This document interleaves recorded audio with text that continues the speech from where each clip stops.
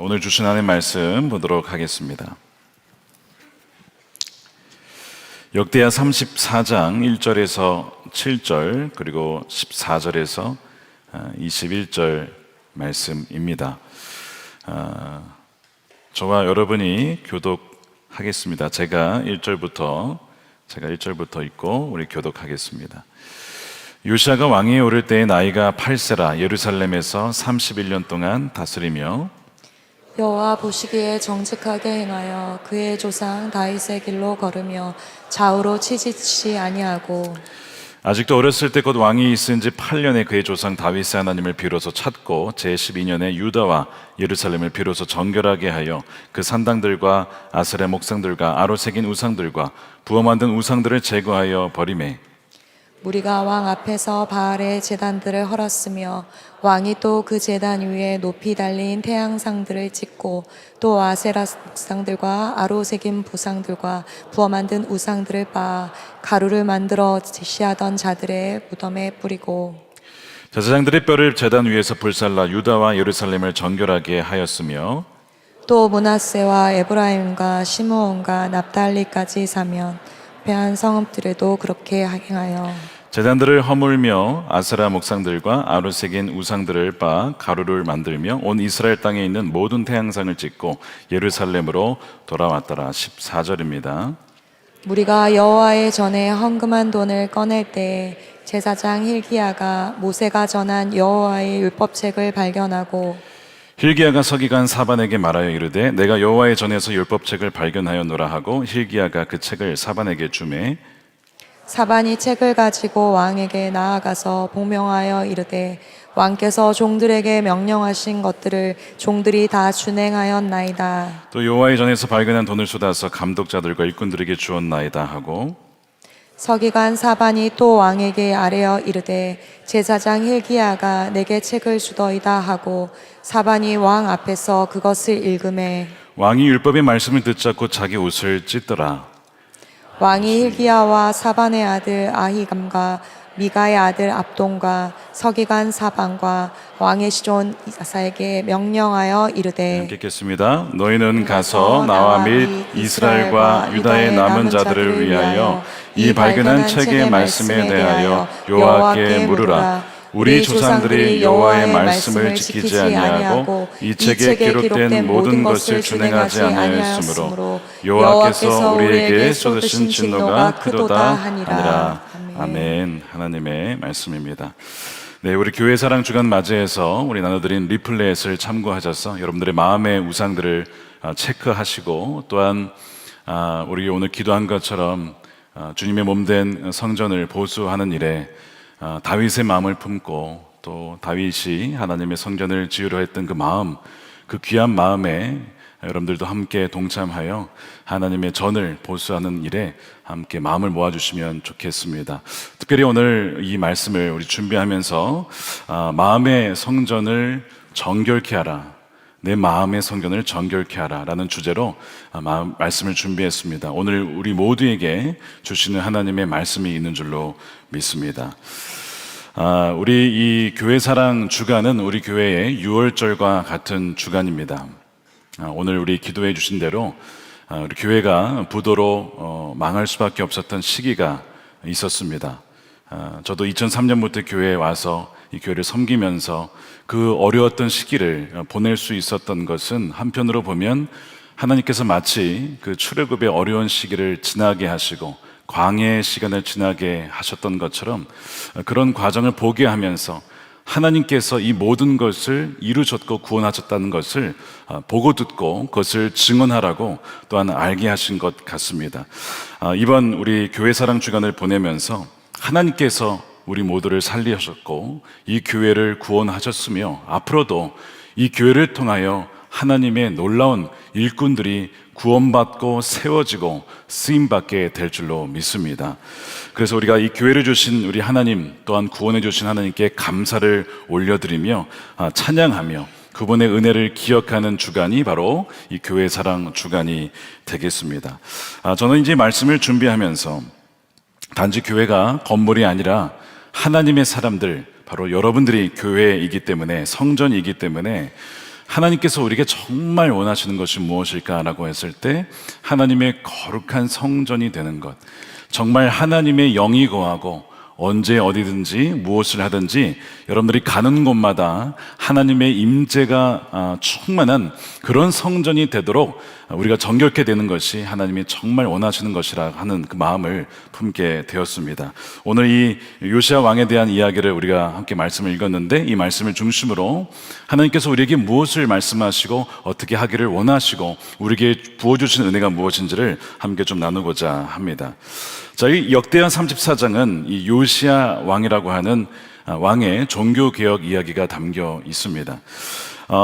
우리가 교회사랑 주간을 맞이해서 하나님의 은혜를 기억하듯이 이 요시야 왕 역시 나라를 구원하신 하나님을 기억하고 성전을 정화하게 되는데, 그 장면이 오늘 본문에 담겨 있습니다. 사실 이 요시야 왕이 됐을 때는 영적으로나 사회적으로는 굉장히 어려웠던 시기에 그가 왕이 됩니다.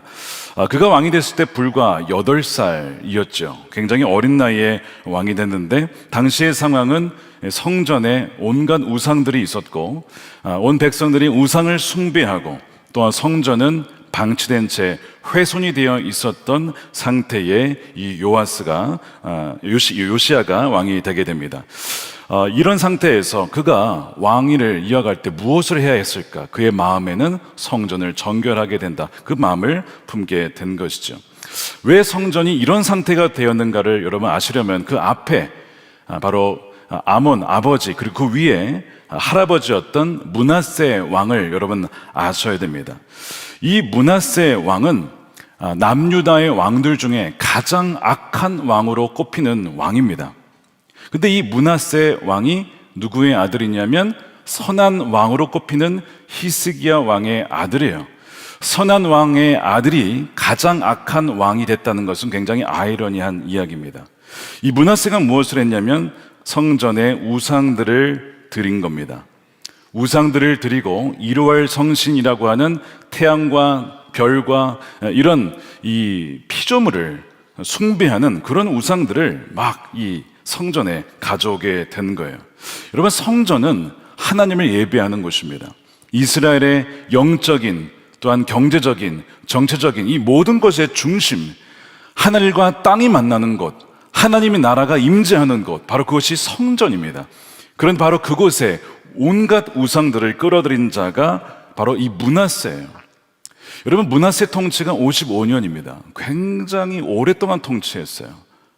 그러니까 그런 기간 동안 이 나라가 얼마나 영적으로 무너졌을지 한번 상상해 보시기 바랍니다. 결국에는 이 므낫세의 이 우상 숭배로 인하여 하나님은 이 재앙을 선언을 하시죠. 그러면서 열왕기하 21장에 보면 이렇게 되어 있습니다. 11절에 유다 왕 므낫세가 이 가증한 일과 악을 행함이 그 전에 있던 아모리 사람들의 행위보다, 이 가나안 땅에 있었던 이 아모리 사람들보다 행위보다 더 심했다는 겁니다. 또한 그들의 우상으로 유다를 범죄하게 하였도다. 그러므로 이스라엘의 하나님 여호와가 말하노니 내가 이제 예루살렘과 유다에 재앙을 내리리니 듣는 자마다 두기가 울리리라. 두기가 울린다는 거예요. 무슨 표현이냐면 정말 깜짝 놀랄만한 매우 충격적인 소식이 있을 것이라고 하는 이 의미의 히브리어의 관용적인 표현입니다. 두기가 울린다는 것은 아주 충격적인 소식을 듣게 될 것이다, 보게 될 것이다, 경악하게 될 것이다 라고 하는 의미죠. 뭐 때문에요? 므낫세의 우상 숭배 때문에 나라에 재앙이 오게 된다라고 하는 것을 하나님께서 경고하신 것이죠. 말씀드린 대로 이 므낫세의 심각한 우상 숭배 때문에 나라의 위기가 찾아오게 됩니다. 말 그대로 이게 나라인가 싶은 그 상황이 벌어지게 되는 거예요. 말씀드린 것처럼 더 충격적인 것은 그의 아버지가 히스기야인데, 다윗에 필적할 만한 그렇게 선한 왕으로 꼽히는 아버지 히스기야 왕 아들이 어떻게 이런 끔찍한 므낫세라는 아들이 태어날 수 있었을까라고 하는 것이 참 이해되지 않는 부분입니다. 여러 가지 이유가 있어요. 왜 므낫세가 이런 아들이 나왔느냐? 히스기야가 말년에 자녀 교육을 제대로 못했다라고 주장합니다. 물론 그것도 맞는 이야기예요. 그런데 그 상황을 가만히 살펴보면 왜 므낫세가 아버지하고는 정반대로 길을 갔는지를 이해할 수 있는 부분이 나옵니다. 잠시 그 부분 좀 살펴보겠습니다. 므낫세의 우상 숭배를 알려면 히스기야 시대의 말기를 좀 알아야 됩니다. 어떤 일이 있었는지. 여러분, 히스기야 왕은 말씀드린 것처럼 종교개혁을 시행했던 왕이에요. 당시에 있었던 우상과 산당들을 제거하고 하나님 말씀 그리고 여호와 중심 그 신앙을 회복했던 왕입니다. 그래서 성경이 그를 그렇게 칭찬을 하는 것이죠. 그래서 히스기야가 산당을 제거하고 주상을 부수며 아세라 목상을 찍었다라고 열왕기하 18장에 기록이 되어 있어요. 심지어 모세 시대 때 놋뱀 있죠. 민수기에 보면 불뱀에 물려 있었던 사람들에게 이 놋뱀을 보여주면 산다. 그 놋뱀도 우상이 될 수 있다라고 해서 그 놋뱀을 깨뜨린 자가 바로 히스기야입니다. 아주 철저하게, 아주 완벽하게 그렇게 신앙을 추구했던 자가 이 히스기야죠. 자, 또 하나의 개혁이 있었다면 당시에 이 이스라엘이 아수르라고 하는 강대국의 조공을 바치고 있었어요. 그런데 이 히스기야는 처음엔 바치다가 이게 하나님 좋아하는 게 아니다. 하나님을 의지해야지 어떻게 나라를 의지할 수 있냐? 이 나라도 우상이 될 수 있다.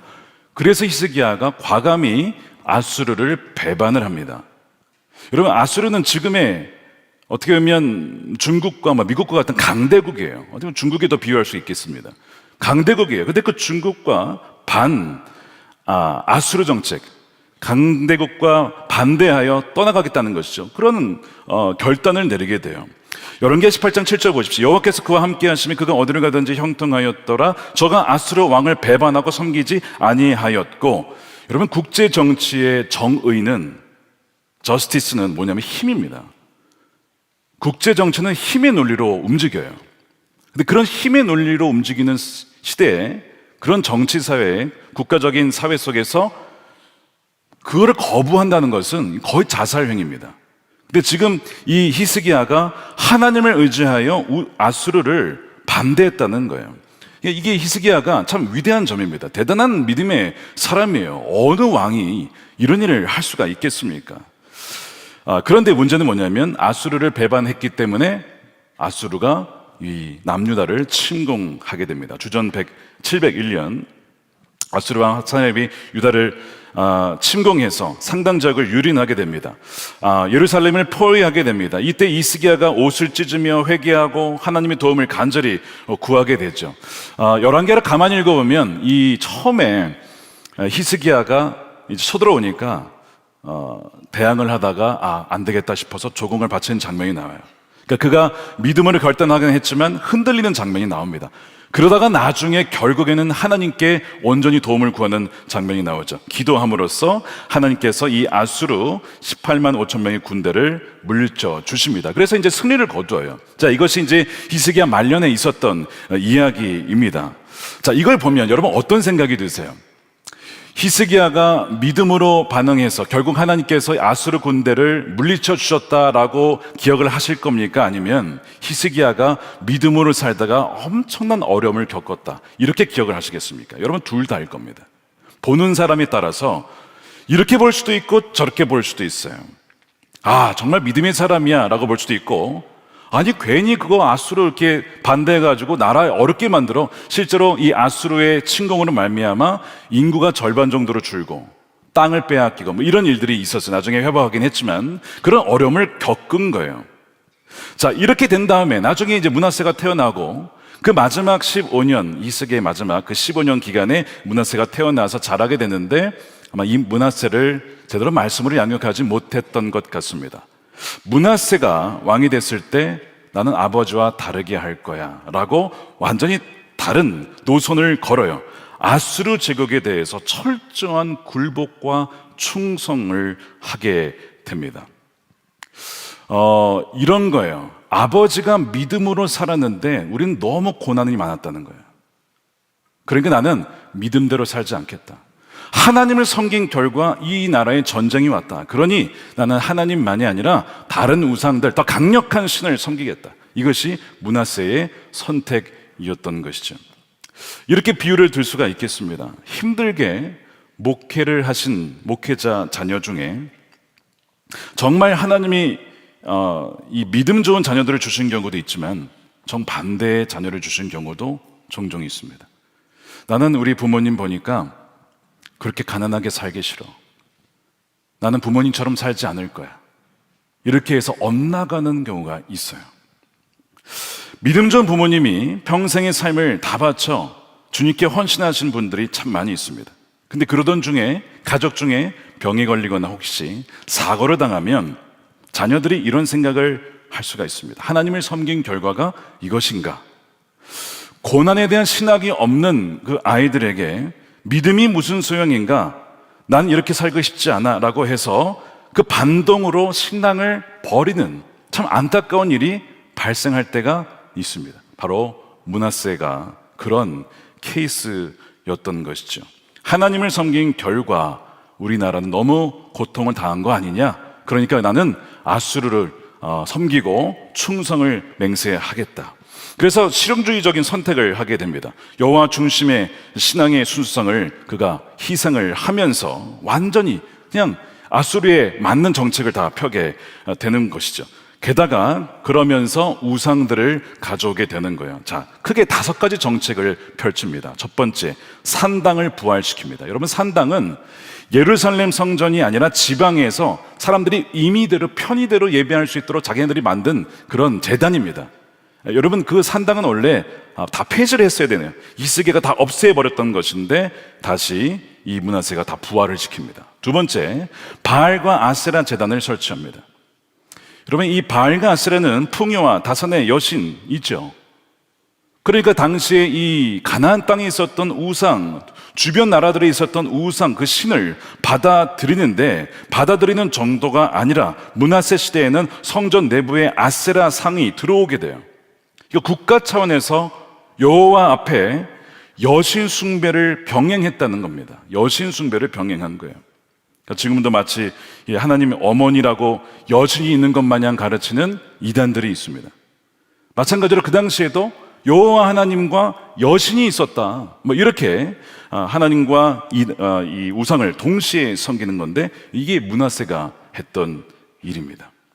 세 번째가 1월 성신 제단, 아까 말씀드린 것처럼 해와 달과 이런 형상들을 가지고 이걸 섬겼던 그런 우상들을 만들어 버린 거예요. 네 번째는 주술과 신접 행위입니다. 므낫세 자신이 박수와 술객을 신임해서 점을 칩니다. 귀신을 불러냅니다. 므낫세 왕이 주도적으로 뭘 했냐면 니느웨와 바벨론의 점성술사들, 주술사들의 관행을 그대로 답습해서 이 남유다에 가져오는 왕이 바로 이 므낫세 왕이에요. 모세율법에 보면 이것을 아주 가증히 여기고 가장 하나님이 미워하시는 것 중에 하나가 이 점을 치는 것이고 바로 이런 박수와 술객을 의지하는 것입니다. 근데 그거를 누가 했다고요? 므낫세가 했다는 것입니다. 다섯 번째, 인신제사. 이게 이제 최악이죠. 자신의 아들을, 이게 보면 므낫세가 자기 아들의 불에 지나가게 했다. 열왕기하 21장에 나와요. 어떻게 아들을 불에 지나가게 해서 제사로 바칠 수가 있느냐? 몰렉이라고 하는 그 우상을 섬긴 것인데 인신제사입니다. 인신제사는 이방 나라에서 있었던 일인데 그거를 이 유다의 땅에서 그 일을 행하는 거예요. 자, 이 5가지는 정말 최악을 다 모아놓은 것이죠. 온갖 종합 세트로 다 가져온 자가 바로 누구냐면 므낫세였다는 거예요. 그러니까 하나님이 진노하신 거예요. 어떻게 이런 왕이 있을 수 있냐? 그러면서 이 남유다에 내가 재앙을 내리겠다라고 그렇게 심판을 하시는 것이죠. 므낫세가 죽고 나서 그의 아들 아몬이 통치를 했는데 2년 만에 암살을 당하고 요아스가 8살 나이에 요시아가 왕에 오르게 됩니다. 그래서 성전은 당시에 우상으로 가득 찼고 더러워졌고 온 나라가 우상을 숭배하는 상태에서 요시아가 왕이 된 것이죠. 자, 이 상황에서 우리가 우리 자신을 한번 돌아봤으면 좋겠습니다. 지금 요시아가 왕이 됐을 때 성전에 우상들이 정말 온갖 우상들과 점치는 자들과 이런 것들이 가득 차 있는 상황을 한번 상상해 보세요. 과연 우리의 성전은 괜찮은가입니다. 여러분, 오늘날 성전은 무엇이냐? 여러분, 우리가 모여있는 이 건물은 우리가 예배당이라고 부르지요. 물론 성전이라고도 부릅니다. 그러나 정확히 말하면 성전은 건물이 아니라 하나님의 백성들입니다. 고린도전서 3장 16절 말씀 보시기 바랍니다. 함께 읽어보겠습니다. 시작. 너희는 너희가 하나님의 성전인 것과 하나님의 성령이 너희 안에 계시는 것을 알지 못하느냐?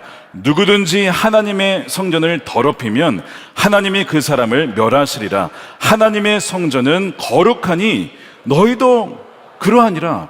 너희들이 하나님의 성전인데 하나님의 성전을 더럽히면 하나님이 그 사람을 멸하신다 라고 경고하고 있어요. 여러분, 여기서 이제 이 고린도전서 3장의 문맥에서 성전을 더럽힌다는 것은 정확히 이런 의미입니다. 사람을 중심으로 파당을 짓는 겁니다. 이게 성전을 더럽힌다는 이 문맥상의 의미예요. 예를 들면 나는 바울파야. 난 바울이 좋아. 지도자를 따라가는 겁니다. 지도자를 사람을 신격화시키는 거예요. 우상화시키는 거예요. 난 바울이 좋아. 아니야, 나는 게바. 난 베드로가 좋아. 아니야, 난 아볼로가 좋아. 이런 식으로 교회를 파당을 지어서 갈라놓는 것을 더럽힌다라고 표현을 했고, 교회를 분열을 시키는 자는 하나님이 심판을 할 것이라고 경고하고 있는 것이죠. 그런데 이 성전을 더럽힌다는 것은 단지 분열만이 아니라 말씀드린 것처럼 우리 안에 하나님보다 무엇을 더 사랑할 때에, 그래서 그것이 바로 우상인데 그것이 우리 가운데 거하게 될 때에 바로 그것이 하나님의 성전을 더럽히게 되는 것이죠. 사실 현대를 사는 우리에게 우상 숭배, 나는 그런 거 안 해요 라고 말할 수 있습니다. 그런데 우상 숭배는 눈에 보이는 어떤 성상에 절을 하는 것만을 의미하지 않습니다. 말씀드린 것처럼 마음속에 내가 하나님보다 더 사랑하고 하나님보다 더 의지하고 하나님보다 더 즐거워하는 대상이 있다면 그것이 무엇인지, 그것은 우리의 우상이 될 수 있어요. 존 칼빈이 뭐라고 했죠? 우리의 마음은 우상 공장이다. 그렇기 때문에 우리는 끊임없이 우리 마음 안에 어떤 우상들이 지금 만들어지고 있는지를 점검해야 되고, 그것을 끊임없이 죄를 고백하며 회개하며 주의 말씀으로 그것을 부서뜨려야 된다라고 말씀했던 겁니다. 여러분, 우상 숭배가 얼마나 치명적인 죄인지 여러분, 십계명의 첫 번째가 무엇이죠? 나 이외에 다른 신을, 다른 우상을 두지 말라. 이게 첫 번째입니다. 이게 첫 번째라고. 1계명. 사도 바울은 에베소 성도들에게 우상 숭배의 위험성을 이렇게 경고했어요. 에베소 5장 5절입니다. 너희도 정녕 이것을 알거니와 음행하는 자나 더러운 자나 탐하는 자나 곧 우상 숭배자는 다 그리스도와 하나님 나라에서 기업을 얻지 못하리니. 여러분 하나님을 사랑하시죠? 하나님을 사랑하는 자는 우상 숭배자가 될 수 없어요. 우상 숭배자라는 의미 자체가 하나님이 아니라 그 어떤 것을 가장 사랑한 자이기 때문에, 하나님을 사랑한 자가 어떻게 우상 숭배가 되겠습니까? 그런데 지금 이 편지는 누구에게 쓴 겁니까? 에베소 교회 성도들에게 쓴 편지. 그리스도인들 중에서 세상의 영향을 받아서 마음속에 우상을 품고 점점점 그 우상을 향한 마음을 키워가는 이들을 향하여서 그 우상들을 정결케 해야 된다라고 경고하고 있는 거예요. 그 우상을 향한 마음이 커지고 커져서 하나님보다 더 커지게 되면 결국에는 그 사람은 진짜 믿은 사람이 아니다, 진짜 거듭난 사람이 아니라고 하는 것을 증명하는 거거든요. 진짜 거듭난 사람은 유혹은 받을 수 있겠지만 결국에는요, 이 우상을 따라가지 않습니다. 결국에는 이 우상들을 파괴시킵니다. 그런데 그것을 하지 못하고 계속 그 우상에 끌려가 우상을 더 즐거워하고 우상을 더 사랑하고 한다면 그것은 하나님 나라를 유업으로 받지 못하는 자의 증거라고 하는 거죠. 그래서 그 경고를 하고 있는 거예요. 이제 이 고린도전서에 보면 이런 표현이 나와요. 성령에 속한 자, 영에 속한 자, 아니면 육신에 속한 자라고 표현이 나오는데, 육신에 속한 자의 삼일체가 있습니다. 삼일체 뭐냐면 바로 쉽게 우리가 얘기하면 돈과 쾌락과 권력입니다. 재물과 쾌락과 명예, 이 세 가지가 육에 속한 자의 삼일체의 특성이에요. 그래서 이 육에 속한 자들은 그들의 영혼까지 끌어모아 추구하는 대상이 주로 이 세 가지입니다. 뭐라고요? 첫 번째 돈, 두 번째 쾌락, 세 번째 명예, 인기, 인정이라고 할 수 있는 이 세 가지에 대체로 다 걸리게 된다는 거예요. 그것은 여러분 이 자체로는 나쁜 게 아니잖아요. 하나님이 우리에게 주신 것이고 우리의 필요로 주신 것인데, 어느덧 그것을 하나님보다 더 가치 있게 여기고 더 내 마음을 쓰게 하고 더 내 마음을 거기에 두게 만드는 그 어떤 것, 그것이 바로 우리의 예배의 대상이 될 때에 그것은 우상이 되는 겁니다. 여러분, 우상 숭배의 본질은 이거예요. 하나님보다, 즉 창조주이신 하나님보다 피조물을 하나님보다 더 사랑하고 경배하는 것이죠. 로마서 1장 25절 우리 함께 이것도 읽겠습니다. 시작. 이는 그들이 하나님의 진리를 거짓 것으로 바꾸어 피조물을 조물주보다 더 경배하고 섬김이라. 주는 곧 영원히 찬송할 이시로다. 아멘. 여러분들의 마음이 어떤 것만 생각하면 가슴이 막 뛰고, 내 일주일 동안 시간 중에 가장 많은 생각과 마음을 쓰는 것, 그것이 무엇일까요? 그것이 우리의 우상이에요. 데이비드 클락슨이라고 하는 17세기 청교도가 있는데, 이분이 무슨 얘기를 했냐면 하나님께 마땅히 드려야 될 영혼의 예배 행위 13가지를 얘기했습니다. 예배라고 하는 것은 이런 13가지가 포함이 됩니다 라고 하면서 얘기를 하면서 무슨 얘기를 하냐면, 만약에 이 13가지 중에 하나라도 마땅히 하나님께 드려져야 될 그 예배가 엉뚱한 것으로 틀어져 있다면 바로 그것이 우리가 섬기고 있는 우상입니다 라고 얘기를 하는 거예요. 자, 그래서 이 13가지를 점검해 보면 우리 마음에 어떤 우상이 나도 모르게 들어와 있는지를 발견하게 됩니다. 자, 우리가 이제 이번 동시에 지금 영적인 CT 촬영을 좀 하겠습니다. CT 촬영을 준비하시고 심호흡을 가다듬으시고, 그러나 염려하지 말 것은 결과는 하나님과 여러분만 아실 거예요. 제가 물어보지 않겠습니다. 결과는 여러분과 하나님만 아는 거예요. 근데 정직하게 한번 들여다보시기 바랍니다. 첫 번째가 뭐냐? 존중입니다. 나는 무엇을 가장 높이 평가하는가? 입니다. 마음속에서 내가 가장 뛰어나고 가치 있다고 여기는 그 대상이 곧 신입니다. 하나님보다 더 높이 평가하는 그것이 나의 우상이에요. 두 번째, 마음을 쓰는 것입니다. 무엇이 가장 많이 나의 생각을 사로잡고 있는가? 여러분, 지난주에 여러분들의 생각을 가장 많이 오랜 시간 채우고 있었던 것이 무엇입니까? 내 생각이 가장 많이 머무는 대상이 곧 나의 신입니다. 자기 관심사나 세상 일이나 생각으로 가득 차서 하나님을 잊고 있다면 바로 그것이 우상인 거죠. 세 번째는 의도와 목적입니다. 나의 궁극적인 인생의 목적, 주된 의도가 어디에 있느냐라는 거예요. 내가 가장 중요하게 여기는 그 목적이 나의 신인데, 그것이 부와 명예와 쾌락이라고 한다면 그것이 나의 우상이 될 수 있어요. 네 번째는 결단입니다. 무엇을 꼭 이루겠다는 결심이 하나님의 뜻보다 앞서는가? 하나님의 뜻이 그래도 난 무조건 이거 할 거야 라고 할 때 바로 그것이 나의 예배의 대상이 될 수 있어요. 다섯 번째, 사랑입니다. 나는 무엇을 가장 사랑하고 애착을 갖는가? 사랑이란 어느 대상을 소중히 여기고 마음을 쏟는 건데, 하나님보다 더 애착을 쏟는 대상이 있다면 그것이 내 영혼의 우상이 됩니다. 여섯 번째, 신뢰입니다.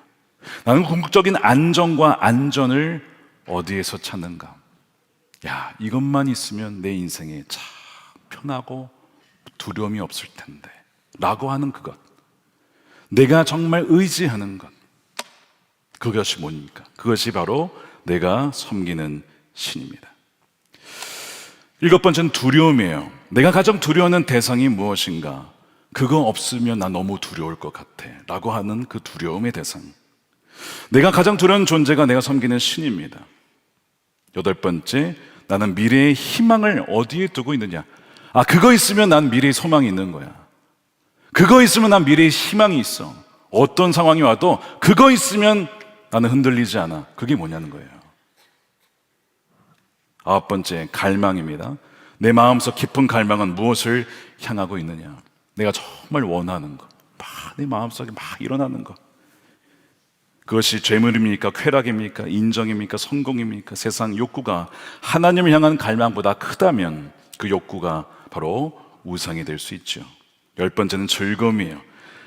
나는 진정한 기쁨과 만족을 어디에서 찾는가? 내가 가장 기쁠 때 동시에 그것이 없으면 난 너무 슬퍼.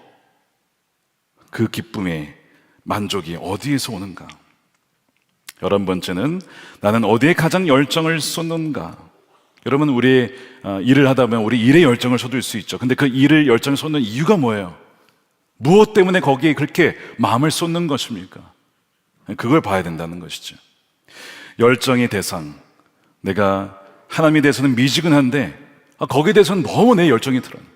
바로 내가 그 열정에서 내 우성을 발견하게 되죠. 12번째, 감사입니다. 내가 감사와 찬사를 가장 많이 하는 대상은 무엇인가? 가장 감사해야 될 대상으로 삼는 것이 나의 신이 된다는 거예요. 그러니까 하나님께 감사를 드리느냐, 아니면 그 다른 것에 누군가의 공으로 돌리느냐, 바로 그 공을 받는 대상이 우리의 우상이 됩니다. 마지막입니다. 수고와 헌신입니다. 내가 시간과 에너지를 가장 많이 쏟는 대상은 무엇인가? 이거를 보면 내가 무엇을 예배하고 있는지를 알 수가 있습니다. 자, 이 13가지는 원래 하나님께 마땅히 드려져야 될 것들입니다. 근데 이것이 우리의 마음에 최고의 가치를 부여하고 내가 계속 생각하고 내가 의지하고 두려워하고 소망하고 사랑하며 기뻐하고 감사하는 대상이 어느덧 이것이 다른 방향으로 흘러가기 시작할 때에 우리 마음에 우상이 세워지게 된 것이죠. 근데 이제 이 13가지를 종합해 보면 가장 일반적으로 사람들이 마음을 쏟는 것이 뭐라고요?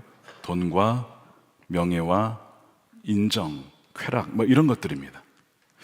근데 그 중에 제일이라고 꼽는다면 여러분, 뭐니 해도 뭐라고요? 머니입니다. 뭐니 해도 머니예요. 여러분, 이 머니는요, 돈은 악한 게 아닙니다. 돈을 악하게 보지 마십시오. 돈은 우리의 종이 되어야 됩니다. 종으로 삼아서 선한 일에 쓸 수 있어야 돼요. 그러니까 세상의 아들들은 너무나 거기에 지혜로워서 돈을 벌어가지고 악한 데 씁니다. 근데 하나님의 백성들은 그걸 잘 몰라요. 지혜롭지 못해서 돈의 노예가 됩니다. 돈에 끌려가요. 이 돈은 악한 게 아님에도 불구하고 돈을 하나님보다 더 의지하고 사랑함으로써 돈의 노예가 되어서 아주 돈은 나쁜 주인이 되고 말죠. 여러분, 돈 없이 자본주의 사회에서 살아갈 수 없는 것이 지금 우리의 현실입니다. 세상에서 밥 먹고 옷을 입고 집을 사고 차를 타고 뭐 살려고 그러면 다 뭐가 있어야 됩니까? 그러면 돈이 있어야 돼요. 그러니까 이 돈이 너무나 빼놓을 수 없는 중요한 수단인데, 문제는 이것이 수단임에도 불구하고 궁극적인 목적과 우리의 의지의 대상이 된다는 게 문제가 되는 거죠. 므낫세 왕 때 왜 바알과 아세라 신을 그렇게 섬겼냐? 무슨 신이라고요? 풍요의 신, 그리고 다산의 신. 그러니까 이 신을 섬기면 소위 부자가 된다, 평안하게 산다, 배고프지 않고 굶어 죽지 않고 살 수 있다. 똑같은 거예요. 당시의 사람들도, 이스라엘 백성들도 부자가 되어서 안정적으로 살고 싶었던 겁니다. 그래서 그 우상을 섬겼던 것이죠. 자, 보세요. 하나님은 안 보여요. 보이지 않는 하나님을 의지할 것이냐, 아니면 눈에 보이는 바알과 아세라 신을 섬길 것이냐. 사람들은요, 눈에 보이는 걸 따릅니다. 그래서 눈에 보이는 돈을 쫓아가는 거. 돈은 힘이 있으니까, 돈에 영향력이 있으니까, 어려운 문제 있으면 돈으로 해결할 수 있으니까, 그러니까 돈을 따라가게 되는 것이죠. 그 당시나 지금이나 사실은 이름만 바뀌었지 본질적으로는 똑같다는 거예요. 재물이 있으면 안전하고 행복하다라는 인식이 있죠. 물론 그렇기도 합니다. 그런데 그것을 절대화할 때에 그 돈은 신이 되는 거예요. 그래서 예수님께서 뭐라고 하셨습니까? 두 주인을 얘기할 때, 하나님이 주인인데 두 주인이 있다는 거예요. 하나님의 라이벌로 두 주인을 누굴 꼽습니까? 맘몬이라고 하는 돈신을 하잖아요. 그 사람들이 이 돈신을 쫓아간다는 거예요. 이 두 주인을 섬길 수 없는데도 불구하고 두 주인을 섬기려고 한다는 겁니다. 그래서 돈은 악은 아닌데 두 주인을 섬기다 보니 이 돈을 사랑하게 되면서 악에 빠지게 됩니다. 돈은 악은 아니지만 돈을 사랑하는 것이 모든 일만 악의 뿌리가 된다라고 있어요. 디모데전서 6장 9절을 보십시오. 부자가 되기를 원하는 사람은 유혹과 올무와 여러 가지 어리석고도 해로운 욕심에 떨어집니다. 자, 부자가 되려고 하면 뭐가 온다는 겁니까? 유혹이 있고요, 올무가 있다는 걸 아셔야 된다는 거예요. 돈이 나쁜 게 아니지만 부자가 되려고 하는 순간 두 주인, 즉 하나님을 떠나 다른 신을 섬기고자 하는 그 가능성과 찬스가, 리스크가 더 커진다는 거죠. 이거를 알아야 된다는 거예요. 이런 것들은 사람을 파멸과 멸망에 빠뜨립니다. 돈을 사랑하는 것이 모든 악의 뿌리입니다. 돈을 쫓다가 믿음에서 떠나, 돈을 쫓다가 믿음에서 떠난다고요. 돈을 쫓다가 헤매기도 하고 많은 고통을 겪기도 한 사람이 더러 있습니다. 뭐 우리가 성경에 굳이 예를 들지 않아도 뭐 로또 마찬가지 아닙니까? 롯이 로또를 쫓았다. 뭐 이런 얘기가 있어요. 그래서 롯이다. 농담이긴 하지만 소돔과 고모라의 풍요로움에 빼앗겨 하나님께 묻지 않고 하나님 절로 가야 됩니까? 아니야, 거기 아니야. 내가 보내는 땅이 아니야. 묻지도 않고 그냥 눈에 보인 대로 야, 저기 가면 잘 살 수 있겠다. 성공할 수 있겠다. 부자가 될 수 있겠다. 따라갔다가 망한 거 아닙니까? 쫄다가 망했잖아요. 그래서 참 두려운 것이 부와 안전을 쫓다가 하나님을 버리고 우상을 점점 닮아가게 된다는 거예요. 여러분, 사람은 좋아하고 사랑하고 따라가는 것을 담게 되어 있습니다. 그래서 내가 섬기는 그 우상을 담게 되어 있어요. 사람은 우상을 섬기면, 우상의 특징이 무엇이냐면 볼 수 없고 들을 수 없어요. 돌과 나무는 아무것도 아닌데 그 우상을 섬기고 있어요. 그러니까 우상을 섬기며 따르다 보면 우상을 담게 되면서 어떻게 되냐면 자기도 영적으로 눈과 귀가 가려지게 됩니다. 눈을 뜨고 있고 귀가 갖고 있어도 볼 수 없고 들을 수가 없게 되는 상황이 되는 거예요. 이게 우상 숭배자가 겪는 영적인 위기입니다. 내가 하나님 음성을 들으려고 해도 들리지 않아요.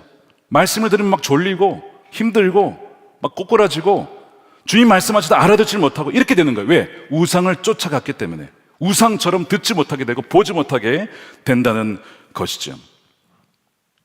자, 시편 115편 6절에 이렇게 되어 있습니다. 귀가 있어도 듣지 못하며 코가 있어도 냄새 맡지 못하며 손이 있어도 만지지 못하며 발이 있어도 걷지 못하며 목구멍이 있어도 작은 소리조차 내지 못하느니라. 이게 우상의 특징이잖아요. 우상들을 만드는 자들과 그것을 의지하는 자들이 다 그와 같으리로다. 그렇게 된다는 거예요. 저희 이제 농인들이 계시기 때문에 오해하지 않으셨으면 좋겠습니다. 우리 농인분들은 듣질 못하잖아요. 그런데 여러분, 듣질 못해요. 영적으로는 귀가 열려서 들으실 수가 있어요.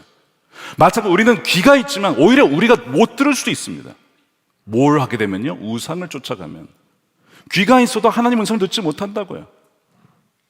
우상을 담기, 다 그와 같이 된다는 겁니다. 어떤 성도님이 예전에 이런 고백을 하신 적이 있어요. 어릴 적부터 교회를 다녔는데 어느 순간 말씀이 안 들어오더래요. 안 들리더랍니다. 그러니까 말씀을 들어도 이게 무슨 말씀인지 이해도 안 되고 별로 관심도 없고 이렇게 되더래요. 설교 시간에 계속 졸기도 하고 기도도 안 되고. 물론 이제 이런 경우에 목회자의 책임이 크죠. 졸게 만든 것은 목회자니까, 설교자니까. 그렇지만 이제 이분이 왜 그럴까? 나중에 이분이 돌아다 보니 그때 내가 어떤 상태였는지를 그가 이렇게 고백을 하는 거예요. 바로 그때가 제가 돈을 쫓아 살았던 때입니다. 그러더라고요. 돈을 쫓아 살았던 때에 말씀이 안 들어오더라고요. 자, 우상을 쫓아가면 우상을 닮아간다고 했습니다.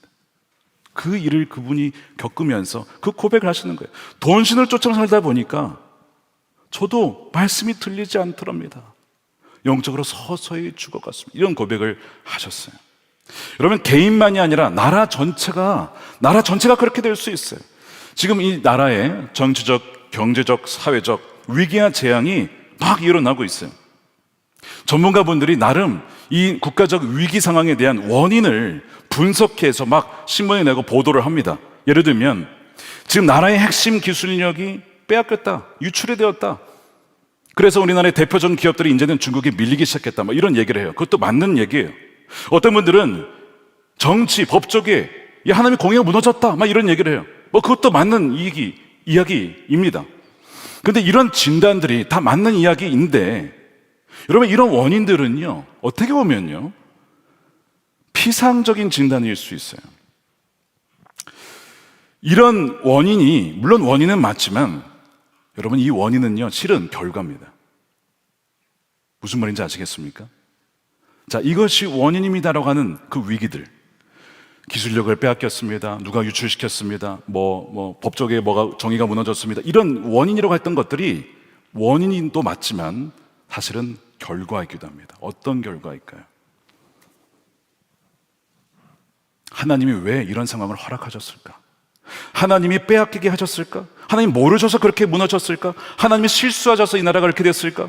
하나님이 힘이 없고 무지하셔서 북이스라엘과 남유다가 아스르의 공격을 당하고 각각 아스르와 바벨론에 의해 멸망당했습니까?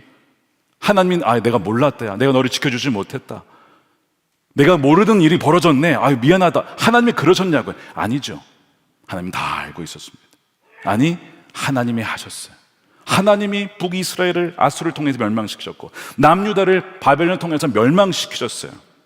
그러니까 바벨론 때문에 망했어, 아수르 때문에 망했어. 그 원인이 실은 원인이 아니라 더 나아가면 결과입니다. 어떤 결과라고요? 우상숭배의 결과입니다.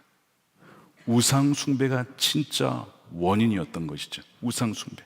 하나님을 떠나, 아니면 하나님을 섬기긴 하지만 혼합주의 신앙, 하나님도 섬기고 만번신도 섬기고 우상도 섬기고 성전에 하나님도 섬기고 성전에 우상들도 들여와서 섬기고, 그것이 이 이스라엘의 문제의 어떤 근본적인 원인이었어요. 돈을 사랑하고 우상을 섬기고 주수를 의지하는 결과가 바로 남유다의 멸망이었습니다. 더 나아가서 여러분, 그 책임을 누구에게 주님께서 물으셨냐면 다른 자 아닙니다. 주변에 암몬이나 모압이나 이런 나라들이 아니고요, 하나님을 섬긴다고 하는 이스라엘 백성들의 책임을 물으셨어요. 너희들이 나를 떠나서 내가 너희를 징계할 수밖에 없다라고 말씀하시는 거예요. 그것을 우리에게 적용하면 이렇게 할 수가 있습니다. 지금 이 나라의 위기 앞에 나에게 있는 책임이 없다라고 할 수 있는 분들이 어디에 있을까요? 그리스도인이라면 나는 문제가 없어, 나는 죄악이 없는데 바로 저들이 문제야 라고 할 때에 여러분, 과연 우리는 깨끗할까? 라고 하는 부분입니다. 13가지 점검을 해보니까 나는 하나도 없다 한번 생각해보세요. 13가지 난 하나도 해당이 안 된다, 나는 너무 깨끗하다. 없으실 거예요. 저도 많이 걸리던데 여기서 우상이 많던데 깨끗한 자가 없더라는 것이죠. 결국에는 이 남유다의 영적 위기 상황은 우리나라의 영적 위기와 동일한 것이죠. 여러분, 역사는 똑같이 반복되지는 않습니다. 똑같은 역사가 반복되지는 않아요. 다만 운율이 있어요. 운율, 라임이라고 하죠. 비슷해요. 반복되는 어떤 운율이 있어요. 리듬이 있습니다. 마찬가지로 지금 대한민국이 꼭 그와 같다는 마음이 들어요. 우리는 마음의 성전에 우상들을 철저하게 제거해야 된다라고 주님 오늘 이 말씀을 통해 우리에게 들려주시는 것입니다. 여러분, 어떻게 해야 될까? 오늘 이 말씀에 보면 그 시작이 우리로부터 시작되지 않고 하나님으로부터 시작이 됩니다. 그 회개의 시작, 변화의 시작이 하나님부터 시작해요. 말씀드린 것처럼 므낫세 악한 왕, 아몬 악한 왕, 그 아들이에요. 무슨 소망이 있겠습니까? 다 할아버지, 아버지 다 악한 왕이었는데 무슨 소망이 있겠어요? 근데 이 요시야라는 왕에게 참 놀라운 일이 벌어지는데 참 이상한 일이 벌어집니다. 그것이 오늘 3절 말씀입니다. 요시야가 하나님을 찾아요. 3절에 아직도 어렸을 때 곧 왕위에 있은 지 8년에 그의 조상 다윗의 하나님을 비로소 그가 찾기 시작했다는 거예요. 여러분, 사람이 먼저 하나님을 찾을 수가 없습니다. 하나님의 은혜가 있었기에 하나님을 찾게 되는 거예요. 여러분들이 이 자리에 예배하시고 기도하시고 찬양하는 것이 여러분들이 스스로 찾으신 것 같으십니까? 여러분, 그렇지 않습니다. 하나님이 여러분들을 인도해 주시고 갈망하는 마음을 주시고 하나님께 감사한 마음을 주시고 하나님께 나아가고자 하는 그 마음을 주셨기에 나온 거거든요. 지금 요시야 안에 벌어진 일이 바로 그겁니다. 8살이면 초등학생 아닙니까? 지금 오늘 우리가 어린이 금요 성령집회 예배를 드리고 있어요. 그 아이들이 저렇게 이 밤에 나와서 예배하는 것이 자연스러운 것일까? 여러분, 그렇지 않다는 거예요. 하나님의 은혜가 있었기 때문에 아이들이 주님께 나오게 된 것이고, 또한 우리도 마찬가지입니다. 그래서 요시야가 하나님을 찾았다는 것은 뭔가 하나님이 이 요시야라는 한 사람을 통해 변화의 시작을 시작하셨다는 것을 보여주고 있는 것이죠. 그러면서 그 다음에 계속 이어져서 어떤 은혜를 주시냐면 율법책이 발견이 돼요. 갑자기 몇 년 뒤죠. 요시야가 율법책을 발견하게 됩니다. 이제 성전 보수를 하던 제사장 hil기야가 두루마리를 발견해요. 말씀이 갑자기 등장하게 된 거예요. 율법책이 등장하게 됩니다. 그것이 14절이에요. 무리가 여호와의 전에 헌금한 돈을 꺼낼 때 제사장 hil기야가 모세가 전한 여호와의 율법책을 발견하고, 여러분 발견되었어요, 그 말씀이. 그래서 그 말씀을 요시아가 읽게 됩니다. 그러니까 말씀이 있긴 있었는데 성전에 발견되지 않다가 드러나면서 그 말씀의 진리가 사람들 앞에 이제 드러나게 된 거예요. 그래서 요시아가 먼저 그 말씀을 듣는데 참 귀한 게, 어쨌든 말씀을 먼저 본인이 듣고 본인에게 적용을 합니다. 말씀을 듣는데 너무 마음이 아픈 거예요. 하나님의 기준이 있는데 우리는 그 기준에 한참 못 미치고 정말 하나님 마음을 아프게 하는 방식으로 살아온 거예요. 하나님, 우리가 어떻게 이렇게 살았습니까? 우리가 하나님 말씀을 너무나 몰랐습니다. 그렇게 하면서 자기 옷을 찢으면서 그가 회개를 하면서, 그러면서 하나님 백성 앞에 이 말씀을 읽어야 된다라고 하거든요. 그것이 오늘 18절, 19절 말씀이에요. 그래서 그가 회개하고 하나님 백성들에게 말씀을 들려주고 돌이키자고, 그렇게 하면서 이 말씀 앞에 우리가 하나님이 다시 한번 언약을 세우자 하면서 이 31절에 보니까 왕이 자기 초소에 서서 여호와 앞에서 언약을 세우되 마음을 다하고 목숨을 다하여 여호와를 순종하고 그의 계명과 법도와 율례를 지켜 이 책에 기록된 언약의 말씀을 이루리라. 그러면서 이제 성전을 정결하게 하고 하나님의 백성들을 말씀으로 돌이키게 하고 하나님만을 경외하고 하나님만을 예배하는 백성들로 요시아가 그렇게 종교 계획을 하게 된 거예요. 누구를 통해서? 그 한 사람 요시아를 통해. 요시아가 8살 때 하나님을 찾았고 18살에 이 놀라운 계획을 막 이루면서 했다면, 여러분, 나이의 문제가 전혀 되지 않아요. 나는 너무 어려서 혹은 너무 많아서 그 문제가 되지 않고 하나님을 전심으로 찾는 자를 통해서 하나님은 지금도 이런 놀라운 갱신의 역사를 이루실 수 있는 분임을 믿으시길 축복합니다. 그리고 요시아를 통해서 그 일이 이루어지게 되는 거예요. 성전을 정결케 하고 정말 바뀌게 되는 것이죠. 이 요시아는 더 나은 요시아인 예수님을 상징하죠. 예수님이 성전에 가셔서 어떻게 하십니까? 성전을 정결케 하시잖아요. 당시에 탐욕스럽게 성전에 와서 막 돈을 벌려고 했던 이 제사장과 상인들을 쫓아내면서 내 아버지 지금 만민의 기도하는 집이라고, 기도하는 집으로 예수님께서 정결케 하신 것처럼 이 요시아가 했던 이 성전 정결은 바로 예수님을 가리키는 것이죠. 그리고 예수님은 우리의 성전이 정결하기를 원하십니다. 오늘 이 13가지를 점검하시면서 여러분들 마음에 어떠한 우상들이 있으셨어요? 우리가 오늘 이 우상을 더 이상 우리 마음에 두지 말고 성전에 두지 말고 오늘 이 밤에 완전히 처리하고 깨끗함을 입는 여러분들이 되시기를 축복합니다. 어떻게 되는가? 첫 번째, 말씀을 재발견하는 거예요. 여러분, 말씀을 그냥 집이나 차에다 그냥 두지 마시고, 마치 성전에 이렇게 막 감춰져 있었던 것처럼 먼지 쌓인 채로 두지 마시고 말씀을 펴서 그 말씀을 읽으셔야 됩니다. 말씀 함께가 왜 주어졌습니까?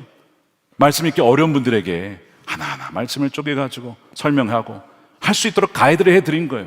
그렇게 해서 여러분들이 이유식으로 통해서라도 말씀을 처음에 시작하실 수 있도록 그렇게 하기 위해서 만든 거예요. 그 말씀을 듣다 보면 우리의 마음이 정결케 되고 우리 마음의 우상들이 무너지게 된다는 거죠. 오늘 우리 유경자매 간증이 참 귀했습니다.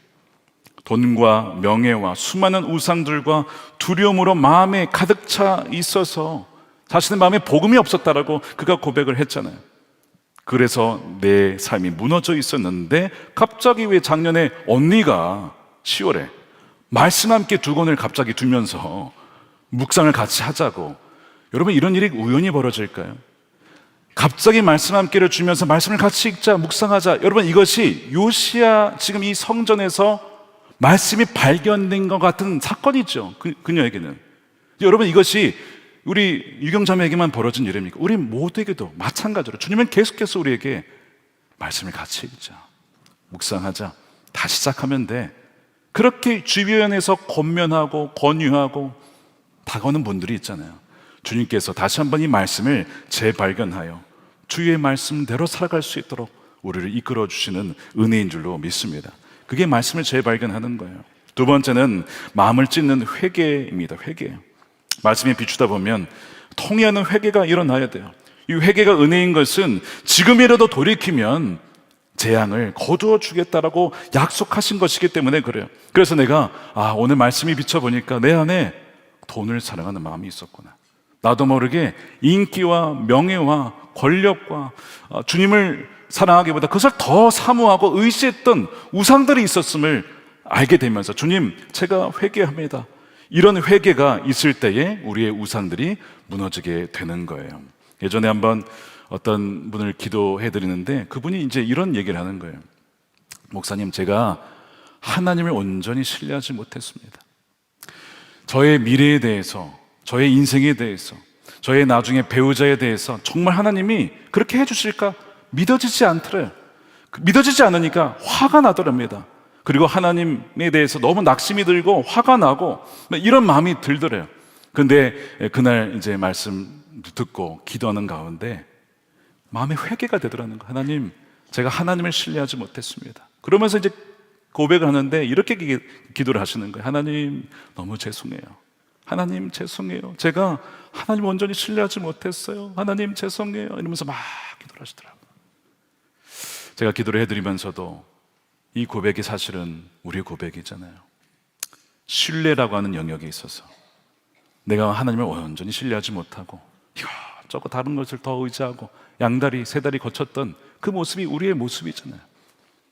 여러분, 회개할 때 회개하여서 하나님을 온전히 신뢰하는 그 마음을 가질 때 주님께서 정말 우리를 붙잡아 주시고 우리를 인도하신다는 것을 경험하는 여러분들이 될 줄로 믿습니다. 세 번째는 예배의 회복입니다. 우상을 치운 뒤에는 빈자리를 참된 예배로 채워야 합니다. 예배는 하나님이 진정 우리의 왕이시고 주인 되심을 인정하고 그분께 영광 돌리는 것이죠. 그래서 그 우상을 모르는 자에 우리 주님이 좌정하실 수 있도록 내어 드려야 된다는 것이죠. 아까 이제 말씀이 들리지 않고 가려져 있던 그 남자 성도님이 나중에 이제 이렇게 고백하셨어요. 돈을 줬다가 말씀이 안 들렸다 그랬잖아요. 목사님, 돈을 줬고 염려하며 살던 제가 어느 날부터 말씀이 들리기 시작했습니다. 말씀으로 매일 은혜를 받고 주님과 동행하게 되었습니다. 주님과 저 사이엔 불순물을 제거하게 되었고 주변과 열방을 위해 눈물로 기도하게 되었습니다. 이 남자분이에요. 너무 신기합니다. 이게 가능하구나, 주님이 하시면 되는구나 하면서 매일 은혜 가운데 살고 있습니다. 주변 사람의 시선과 평판을 너무나 신경 쓰던 제가 이제는 그리스도인으로서 당당히 사회생활을 하고 있습니다. 이제는 주변 사람들에게, 또한 사람들에게 동행일기를 추천하기도 하고 함께 나눈 방 만들기도 하고 말씀을 나눕니다. 교회를 떠난 친구들을 독려하며 기도하고 있습니다. 그리고 새벽 예배를 나가게 되었습니다. 이분이 완전 돈에 빠져있던 분이 그 우상이 깨어지게 된 계기, 하나님이 찾아오시고 말씀이 들려오게 하시고 회개하게 하시고, 이게 자기 입으로는 절대 될 수 없는 건데 하나님이 하시니까 그렇게 될 수 있구나 하는 것을 그가 고백을 하는 거예요. 이 놀라운 은혜가 여러분들에게도 부어지게 될 줄로 믿습니다. 여러분들의 자녀들에게도 부어지게 될 줄로 믿습니다. 자, 오늘 이 말씀을 보니까 요시야의 이야기 가만 들어보면 나중에 이제 그가 전쟁터에서 죽습니다. 하나님이 벌써 데려가시나 싶을 수 있어요. 종교개혁이 완성이 되기 이전에 끝나나 보다, 이런 생각이 들 수 있습니다. 근데 오늘 영상에서 본 것처럼 이 요시야 시기, 이 통치 기간, 이 31년 동안 누가 자라나게 되냐면 바로 다니엘의 세 친구들, 에스겔, 다음 세들이 길러지고 있었어요. 그 당시에는 몰랐죠, 이런 아이들이 있는지. 그리고 요시야가 중간에 죽게 되면서 종교개혁에 실패했구나 이렇게 생각할 수도 있었지만 나중에 다니엘서를 읽어보면 그렇지 않아요. 요시야의 신앙의 유산을 물려받은 다니엘과 세 친구들이 바벨론이라고 하는 그 제국 속에서 정말 하나님을 부정하고 정말 온갖 우상들의 질비한 그곳에서 하나님만을 따르며 의지하며 믿는 그들을 통해 하나님은 살아계심을 그 이방 땅 가운데 높이 드러내 주셨거든요. 그걸 보면서 마찬가지입니다. 우리가 요시야처럼 하나님의 은혜로, 말씀으로 성령과 함께 동행하면서 나갈 때에 우리가 정결한 성전을 그렇게 주님 앞에 올려드리며 그 위에서 예배하는 그 삶 자체로, 그것이 다음 세대에게 주는 영향력은 어마어마하다는 것입니다. 다니엘과 에스겔이 요시야 왕을 보면서 자신의 때에도 어떤 어려움이 있어도 저렇게는 오직 하나님만 의지하며 살아야지, 분명히 그렇게 결단했을 거예요. 마찬가지로 지금 여러분들이 요시야라고 한번 생각해 보세요. 누군가가 다니엘과 같은 다음 세대가, 에스겔과 같은 다음 세대가 여러분들을 통하여 선한 영향을 받고 거룩한 성전을 이어가 꺼지지 않은 등불, 하나님께서 다윗 후손에게 약속하셨던 꺼지지 않는 등불이라고 하는 니르라고 하는 하나님의 백성들을 계속 이어가게 해주셔서 주님이 오시는 그날까지 어두운 곳에 빛을 비추는 하나님의 백성들, 바로 교회가 되게 하실 줄로 믿습니다. 왜 교회 사랑의 밤을 맞이해서 저와 여러분이 정말 정결한 성전이 되어서 오직 하나님만을 사랑하며 정말 주님만이 거하시는 거룩한 성전이 되어 이 마지막 때에 환한 빛을 어두운 세상에 비추는 저와 여러분이 되시기를 주님의 이름으로 축원드립니다. 우리 함께 우리 찬양할 텐데, 우리 아까 찬양했던 말씀 앞에서 우리 함께 우리 찬양하시고 우리 기도 제목 가지고 기도하도록 하겠습니다.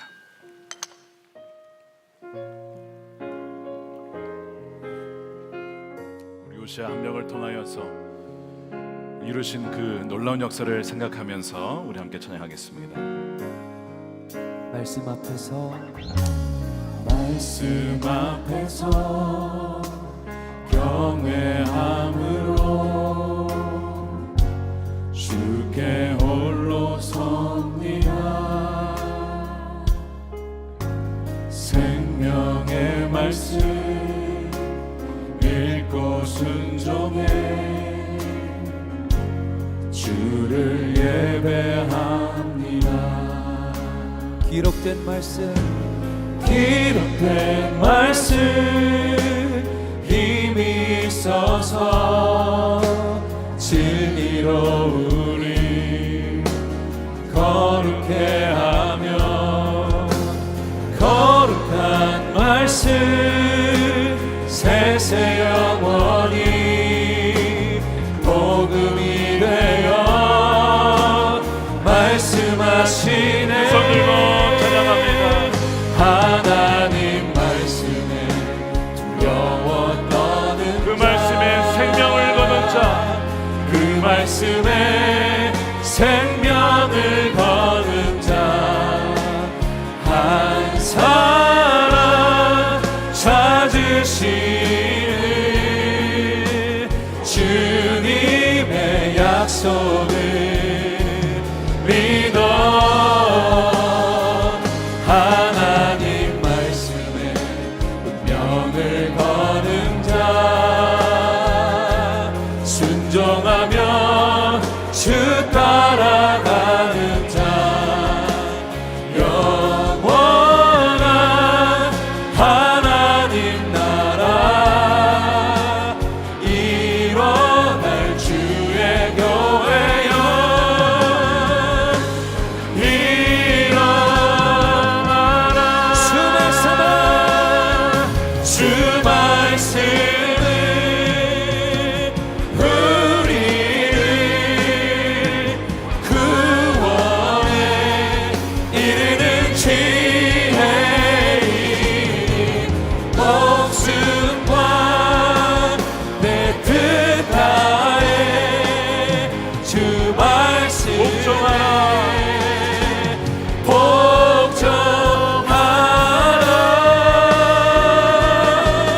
하나님 말씀에 두려워 떠는 자, 그 말씀에 생명을 거는 자, 그 말씀에 생명을 거는 자 한 사람 찾으시는 주님의 약속을 믿습니다.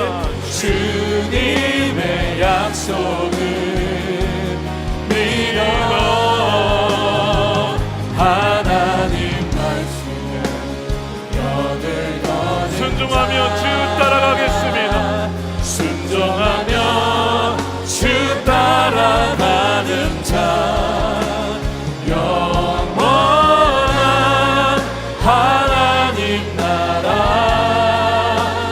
주의 교회여 일어나라.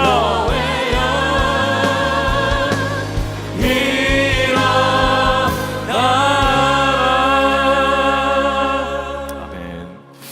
우리 기도하겠습니다. 우리 세 가지 놓고 기도할 텐데, 우리 첫 번째, 마음의 성전을 정결케 하고 말씀으로 우리를 새롭게 하여 주시옵소서. 오늘 여러분 말씀을 들으시면서 내 마음에 어떠한 우상들이 들어와 있는지 또한 만들었는지를 아마 발견하셨을 겁니다. 어떤 분들은 하나, 어떤 분들은 둘, 어떤 분들은 13개 다 있는지도 모릅니다. 주님, 우리 내면에 자리 잡은 우상들을 말씀과 성령으로 깨트려 주옵소서. 잊혀진 율법책을 재발견한 요시아처럼 우리도 말씀을 가까이 하여 참 진리를 깨닫게 해주시고 자유를 누리게 하여 주옵소서. 말씀 안에서의 회개와 거룩한 결단이 일어나도록 도와주시고, 하나님보다 더 사랑하고 의지했던 돈과 명예와 인정의 우상으로부터 완전히 돌아서게 하여 주시옵소서. 믿을 손 들고 주의 마음에 외치고 기도하겠습니다. 주여! 하나님, 우리 마음 가운데 돈과 명예와 권력과 쾌락의 모든 우상들을 이 시간 내려놓으며 회개하며 기도합니다. 하나님보다 더 사랑하고 하나님보다 더 의지하고 하나님보다 더 아버지 우리의 기쁨과 만족을 누리려고 했던 아버지 모든 헛된 우상들은 나스렛 예수 그리스도의 명하니 떠나가고 무너질지어다. 하나님, 우리 모든 성도들의 마음 가운데에 주여, 우리는 어느 모든 우상들 아무 능력이 없고 능이 없는 결국에는 다 무너질 아버지는 영원할 수 없는 그 우상들이 아버지는 무너지게 하시고, 언제나 우리의 하나님, 우리의 왕, 우리의 공급자, 우리 생명의 주관자, 우리의 모든 것 되시는 하나님만이 우리의 왕 되시고, 주여 우리 마음을 전정하여 주시옵소서. 하나님의 말씀으로 우리를 정결케 하여 주시옵시고, 하나님의 말씀으로 사로잡아 주시고, 요시아 왕을 통하여 하나님의 놀라운 구원의 역사가 주님 일어나게 하여 주시옵소서. 할렐루야. 하나님 아버지를 이루어 주시옵소서. 할렐루야. 하나님 아버지 아버지의 만약에 할렐루야. 아버지의 말씀 하나님 아버지의 말씀 주여 모든 너를 악하고 전하게 하시고 하나님 바라보게 하여 주시옵소서. 하나님 아버지 주여 우리 모든 우상들을 정결케 하시는 하나님, 우리 모든 우상 공장들을 폐쇄하고 하나님만을 예배하며 경외하며 바라보는 이 저녁이 되게 하시고, 주의 사랑의 밤 정결한 성전이 되게 하소서. 주의 정결한 성전이 되게 하여 주시옵소서. 하나님의 마음 가운데 하나님 향한 아버지의 그런 마음과 사랑이 회복되게 하여 주시옵소서. 우리 계속해서 기도하겠습니다. 주님 한 분만을 왕으로 모시는 참된 예배자, 또한 거룩한 성전이 되게 하여 주시옵소서. 더 나은 요시아이신 예수님께서 우리의 심령을 다스려 주시고 성전 안에 우상을 몰아내 주시고 거룩한 성전이 되게 하여 주시옵소서. 예수님께서 성전 청결을 하신 것처럼 주님, 우리 안에 그 모든 더러워진 우상, 아버지 하나님, 하나님의 마음을 아프게 했던 우상들이 깨끗하게 씻겨지게 하여 주옵소서. 날마다 주님을 왕으로 모시고 이 땅과 다음 세대에 거룩한 영향을 흘려보낼 수 있는 선한 목적의 성도들 한국교회가 되게 하여 주시옵소서. 요시아를 통하여 다니엘과 에스겔을 준비시켰던 것처럼 하나님의 백성들을 통하여 거룩한 다음 세대가 준비되게 하여 주시옵소서. 거룩한 가정, 거룩한 남편, 거룩한 어머니와 아버지가 될 수 있도록 그리하여 거룩한 다음 세대를 일으켜 주시고 거룩한 성전이 되게 하여 주시옵소서. 다시 한번 주여 한번 외치고 기도하겠습니다. 주여! 주님, 그렇습니다. 거룩한 아버지와 어머니와 거룩한 남편과 아내가 되기를 원하며 거룩한 남자와 거룩한 여성이 되게 하여 주시옵소서. 하나님 아버지 고하시는 거룩한 성전이 되어 주여 우리 모든 거룩한 우상들이 정결하게 되어 아버지 하나님 정결케 주님만을 예배하는 주여 성전이 되게 하여 주옵소서. 주님께서 성전을 정결케 하신 것처럼 만민이 기도하는 성전이 되기를 원하셨던 것처럼 우리의 삶이, 우리의 가정이, 주여 우리의 일터가 하나님께 예배하는 거룩한 성전이 되기를 원합니다. 거룩한 아버지 예배당이 되기를 원합니다. 주님, 우리 성도들을 일으켜주시고 하나님 예수 그리스도의 보혈을 덮어 주시옵소서. 정결하게 하여 주시고 성령으로 충만하게 하여 주시고 거룩한 우상들은 나사렛 예수 그리스도를 이름 명하다니 떠남을 받고 정결하게 될지어다. 우리 아버지 모든 성도들의 거룩한 신부로 예수 그리스도 주님만을 신랑만을 사랑하며 따르며 아버지 온전한 여바람을 누리게 하여 주시옵소서. 하나님, 오늘 주님을 섬기는 것이 아니라 종으로 삼아 하나님 나라 위하여 정결하게 쓰임받는 하나님의 자녀들이 되게 하여 주시옵소서. 하나님, 거룩한 백성, 거룩한 나라로 주님 삼아 주옵소서. 저는 목자교회와 모든 성도들과 한국교회를 주여 정결한 주의 신으로 주여 바꿔 주시옵소서. 할렐루야. 아버지 주님 위를 이루시는 우리 찬양합니다. 할렐루야. 주님 많으십니다. 모든 우리의 감사와 찬양과 우리의 모든 마음과 우리 정성과 마음과 뜻을 다하여 예배를 받으시기에 합당하신 주님, 우리의 모든 인생을 다 드리고 평생을 다하여도 하나님께 모든 감사와 찬양을 드릴 수 없습니다. 헛된 것을 의지했던 모든 지난과거는 이제는 다 사라지고 오늘 주님과의 최면한 연행을 살아가게 하여 주옵소서. 오늘도 여러분 성전에 나오셨으니 우리 강대상 앞으로 나오셔서 하나님, 내 마음의 모든 우상들을 다 이 시간 정결케 하여 주시고 모든 우상들을 다 주의 말씀으로 부숴버리겠습니다. 주님, 이제는 정말 주님이 거룩하게 거하시는 성전이 되게 하여 주옵소서. 그런 간절한 마음으로 기도하기를 원하시는 분들은 우리 오셔서 강단 위로 올라오셔서 기도하셔도 좋겠습니다. 또한 우리 기도받기를 원하시는 분들 나오시면 여러분들 위해서 안수 기도해 드리도록 하겠습니다. 우리 마지막으로 이 나라와 이 땅을 위하여 우리 기도하겠습니다. 여러분, 말씀드린 것처럼 남유다나 북이스라엘이나 멸망한 것은 직접적인 원인은 바벨론, 아수르에 의해서 망한 게 맞습니다. 여러 가지 원인들이 있었어요. 근데 여러분, 그것은 결국에는 결과입니다. 궁극적인 원인은 우상 숭배였어요. 하나님을 온전히 신뢰하지 못하고 하나님을 온전히 사랑하지 못했던 그 우상 숭배의 결과가 바벨론이요, 아수르요, 그 징계요, 멸망이었던 것입니다. 저는 말씀을 준비하면서 우리 대한민국의 상황과 여러 가지 상황을 놓고 기도하는 가운데 우리 믿는 그리스도인들이, 우리 한국교회가 하나님을 온전히 따르지 못하고 하나님과 우상을 겸하여 섬겼던 그 죄악들을 생각나게 하시고 저도 주님 앞에 회개하며 기도하며 이 오늘 말씀을 준비하게 하셨습니다.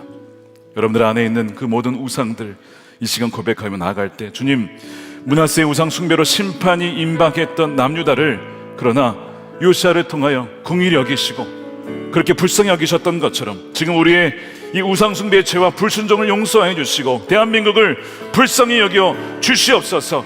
탄핵 전국과 산불과 같은 정치, 경제, 사회적 위기가 고조된 현실 속에서 우리가 먼저 철저히 주님 앞에 회개할 때에 이 땅을 회복시켜 주시는 하나님의 능력을 경험하게 하여 주시옵소서. 이 나라가 다시 주님을 경외함으로 하나님 나라의 공의와 평강을 누리는 이 땅이 되게 해달라고 우리 주여 한번 주여 세 번 외치고 우리 함께 기도하도록 하겠습니다. 주여, 주여, 주여. 할렐루야.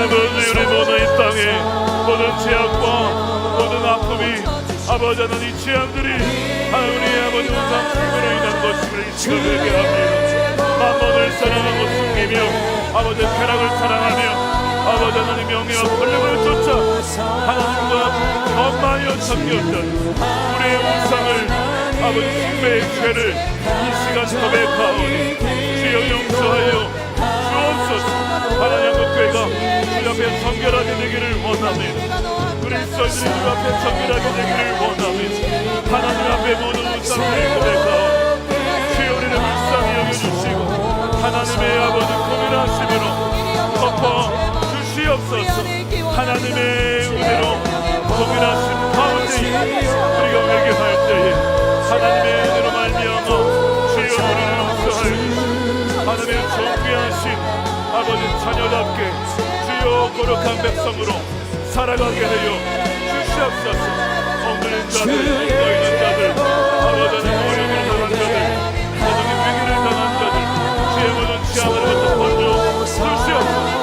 하나님 아버지는 하나님의 모든 영이 용서해 주님 아버지의 은혜를 주의 아버지 마음을 지키고 우리의 몸을 찌르게 우리 너란 모든 것을 우상을 되게 하옵니다. 하나님의 불쌍히 여겨 주시옵소서. 우리 아버지는 주의 마음을 가정스러운 마음을 평안한 마음을 주여 괴롭던 마음 나한테 했던 마음을 주여 우리 모든 우상을